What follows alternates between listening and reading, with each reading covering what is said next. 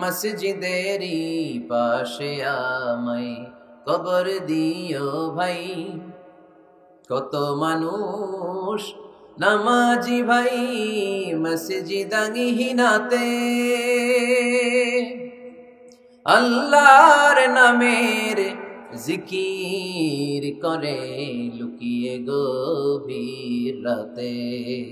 আমি তাদের সাথে ওই আল্লাহর নাম জপতে চাই, আল্লাহর নাম জপতে চাই। পড়েন সবাই, মসজিদেরই পাশে আমায় কবর দিও ভাই, যেন গড়ে হতেও মুয়াজ্জিনের আযান শুনতে পাই। চিল্লায় পড়তে হবে আমিন।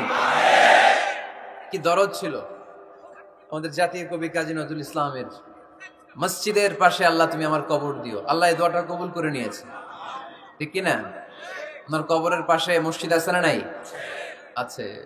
এজন্য মসজিদের সাথে সম্পর্ক জুড়ে দেওয়া এটা ইমানদারের আলামত, আর মসজিদকে ঘৃণা করা এটা মুনাফিকের আলামত। এজন্য আমরা যেন আমাদের হৃদয়টাকে মসজিদের সাথে জুড়ে দেই, মসজিদের সাথে যেন সুসম্পর্ক থাকে। মসজিদ সবার, মসজিদ নিয়ে দলাদলি নাই। দলাদলি আছে অনেক জায়গায়, হানাফি মসজিদ, আহলে হাদিস মসজিদ এরকম আমরা দেখি বা শুনি, এটা ঠিক না। হানাফি মসজিদ বলে কোনো কথা নাই, আহলে হাদিস মসজিদ বলে কোনো কথা নাই। মসজিদ সবার। ছোট্টখাট্ট বিষয় নিয়ে মসজিদে মারামারি, একজন হাত তোলে আরেকজন তোলে না, কিলাকিলি আছে না নাই? একজন বলে জোরে আমিন, আরেকজন আস্তে আমিন, মারামারি আছে না নাই? এগুলো কি মারামারি করার কোনো বিষয়? কথা বলেন। সালাতে ফরজ আছে, ওয়াজিব আছে, সুন্নাহ আছে। খেয়াল করে বুঝবেন, ফরজ যদি নষ্ট হয় সালাত ভঙ্গ হয়, you have to repeat your সালাহ। ওয়াজিব নষ্ট হলে সালাত ভঙ্গ হয় না, নতুন করে পড়া লাগে না, সেজদায় সাহু দিলেই সালাত আদায় হয়ে যায়। আর সুন্নাহ নষ্ট হলে নামাজ নষ্টও হয় না, নতুন করে পড়াও লাগে না, সৌ সেজদাও লাগে না, নামাজ আদায় হয়ে যায় সুন্নাহ নষ্ট হলে। এই যে হাত তোলা না তোলা এটা সুন্নাহ, আমিন জোরে বলা না বলা এটা কি সুন্নাহ, যেটা কোনো কারণে কেউ না করলেও তার নামাজ কবুল করে নেবে কে? আর এই সব সুন্নত লই আমাদের দেশে কিলাকিলি। মৌলভীবাজারে মাশাআল্লাহ এগুলা নাই, এখানেও আছে। এগুলার অবসান ঘটুক, আমরা চাই কি চাই না? আর কত এই ছোটখাটো বিষয় নিয়ে আমরা এই বিভেদের প্রাচীর আর দেয়ালকে উঁচু করব আমাদের মাঝখানে? কবে আমরা ঐক্যের সিন্ডিকেট করব? কবে? আর কবে সাদা মনের মানুষ হব? কবে? আর কত? অনেক হয়েছে, আর না, এবার থামেন। বিভেদের প্রাচীরকে ভেঙে চুড়িয়ে দেন। ঐক্যের এমন সিন্ডিকেট করতে হবে যাতে কোনো অপশক্তি এই ঐক্যকে ভাঙতে না পারে, বানচাল করতে না পারে। চিল্লায় বলেন ঠিক কিনা?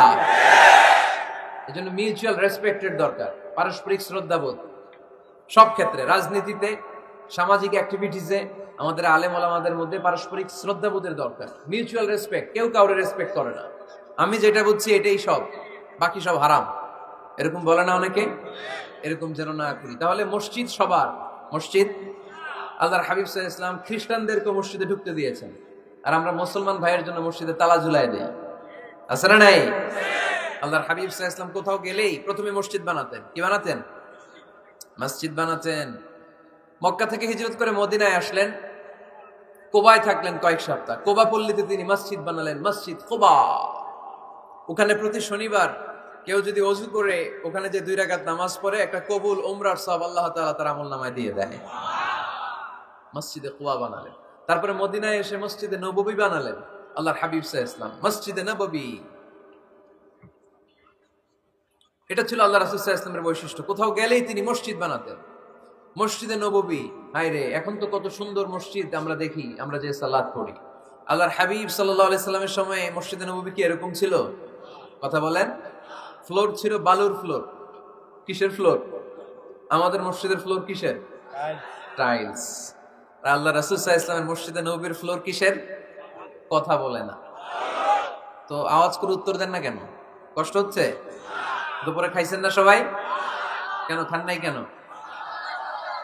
রোজা রাখছিলেন? হ্যাঁ, ফজর বাদে আইছি। আচ্ছা ঠিক আছে, ঠিক আছে।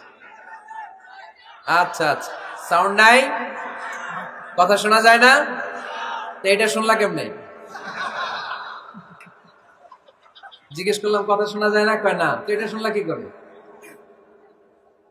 মানে অল্প শোনা যায়, তাই তো? একটু পরে আমার বিদায় ঘন্টা বাজবে, আমি চলে যাব। এই তোমরা ডিস্টার্ব করতে করতে আমার সময় শেষ। তোমরা ডিস্টার্ব করলে তোমাদের লস, আমি আমার টাইমের 1 মিনিটে বেশি যেতে পারবো না, কারণ এখানে আসরের সালাতের আজান শুরু হয়ে যাবে, এরপরে কোনো কথা নেই। আর বক্তব্য লম্বা করা এটা বেদাত। এই বেদাতকে আমি সুন্নাতের মধ্যে আনতে চাচ্ছি। একটা সময়ে একেবারে কমায় নিয়ে আসবো। এত প্রোগ্রামও আমি করতে চাই না। আমি ঘোষণা দিয়েছি আগামী বছরে সারা বাংলাদেশে আমার প্রোগ্রাম হবে 50টা। কয়টা? 50টা। এরপরের বছর 30টা, এরপরের বছর 20টা। বিভাগীয় প্রোগ্রাম করলেই চলবে আমার। এক এক বিভাগে যে 2 দিন 3 দিন খালাস। এত দরকার নেই, এত লম্বা চূড়ার বক্তব্যের দরকার নেই। আধা ঘন্টা চুপ করে শুনেন, কয়েকটা মেসেজ ড্রপ করি, take it with you to your home, then practice and apply in the society. নিয়ে যান, আমল করেন, সমাজে কাজে লাগান। সমাজটা আলোকিত করে দিবে কে? খুতাবুকুম তাবিলা সালাওয়াতুকুম কাসীরা।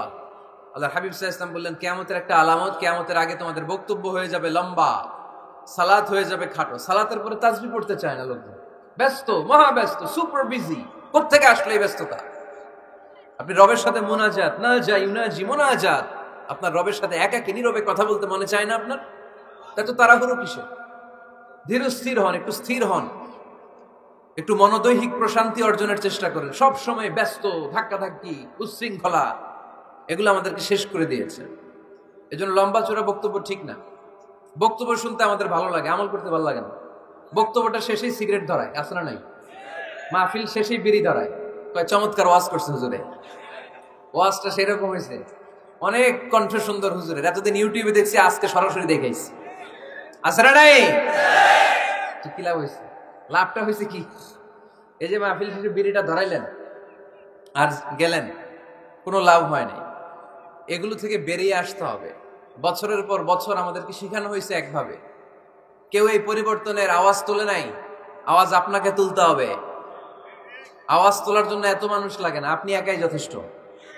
আপনি দাঁড়ান না সামনে, দেখবেন আপনার সামনে কেউ টিকে থাকতে পারবে না, ঠিক কিনা? কিন্তু আপনার শক্ত সিদ্ধান্ত লাগবে, পরিবর্তনের জন্য শক্ত মানসিকতা লাগবে, যে আমি পরিবর্তন করতে চাই। We have to change. যুগ জামানা পাল্টে দিতে চাই না অনেকজন। এক মানুষই আনতে পারে জাতির জাগরণ। এক মানুষই বিপদকালে বাঁচায় কাফেলায়, ক্ষুদ্র ডিঙ্গি বাঁচায় জাহাজ অসীম দরিয়ায়। এজন্য আপনার শক্ত সিদ্ধান্ত পারে আপনার মৌলভীবাজারটাকে দেশের শ্রেষ্ঠ জেলা, শ্রেষ্ঠ থানা হিসেবে আল্লাহর কাছে কবুল করতে, ঠিক কিনা? এই জন্য লম্বা চূড়া আলোচনা ঠিক না। ছোটখাটো অল্প কয়েকটা মেসেজ নিয়ে যেতে পারলেই that's enough. One of the minor signs before the day of judgment, your Islamic lectures will be very longer and your salah 5 times a day will be shorter. কিয়ামতের আগে বক্তব্য লম্বা, নামাজ খাটো, তাসবিহ পড়ে না, ব্যস্ত, মহাব্যস্ত। এই মহাব্যস্ততা ছাড়েন, কোরআন সুন্নাহর দিকে ফিরে আসেন। বরকত দিবে কে? বিশ্বনবীর মসজিদে নববীর ফ্লোর বালুর ফ্লোর ছিল, আমাদের ফ্লোর টাইলস। আল্লাহর হাবিব সাল্লাল্লাহু আলাইহি ওয়াসাল্লামের মসজিদে বালি নিচে, এই বালিতে নামাজ পড়তেন। বৃষ্টি হলে কাদামাটি হয়ে যেত, কাদামাটিতেই সেজদা করতেন। সেজদা করলে কাদার মাটি আল্লাহর হাবিব সাল্লাল্লাহু আলাইহি ওয়াসাল্লামের নাকে আর কপালে লেগে যেত। তিনি সালাম ফিরিয়ে সাহাবাদের দিকে মুখ ফিরিয়ে বসলে দেখতেন প্রতিটা সাহাবীর নাকে আর কপালে কাদার মাটি মিশে আছে। তার মানে প্রিয় নবী সাল্লাল্লাহু আলাইহি ওয়াসাল্লামের মসজিদে নববী ছিল কাঁচা, কিন্তু মুসল্লি ছিল পাকা। আমাদের মসজিদগুলা হয়েছে পাকা, কিন্তু মুসল্লি কাঁচা, ঠিক কিনা? ফজরের সালাতে মানুষ নাই। ইমাম সাহেব আছেন কে কে এলাকায়? দেখি ইমাম, মসজিদের ইমাম, মাশাআল্লাহ।